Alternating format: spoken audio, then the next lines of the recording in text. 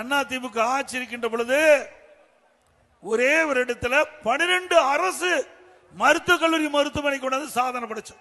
12 அரசு மருத்துவக் கல்லூரி மருத்துவமனை, இது அதிமுக சாதனை.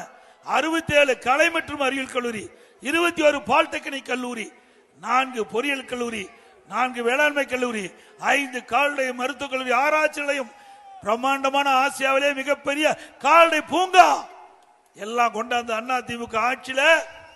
அதனால கல்வி கற்புடைய எண்ணிக்கை உயர்ந்தது. மாண்புமிகு புரட்சி தலைவி அம்மாவில் தமிழகத்துடைய முதலமைச்சராக பொறுப்பேற்கின்ற பொழுது 2011 100க்கு 32 பேர் தான் உயர்கல்வி படிச்சாங்க. அதிமுக ஆட்சி இருக்கின்ற பொழுது, மாண்பு அம்மா இருக்கின்ற பொழுது கல்விக்கு முன்னுரிமை, கல்வியிலே புரட்சி ஏற்படுத்தியதன் விளைவு அதிகமா நிதி ஒதுக்கீடு செய்தாங்க. அதனால கல்வி கற்புடைய எண்ணிக்கை உயர்ந்தது. கல்லூரி அதிகமாக இருந்ததுனால கற்போடைய எண்ணிக்கை உயர்ந்து 2019-20 நாட்டிலேயே உயர்கல்வி படிப்பதிலே முதல் மாநிலம் தமிழ்நாடு.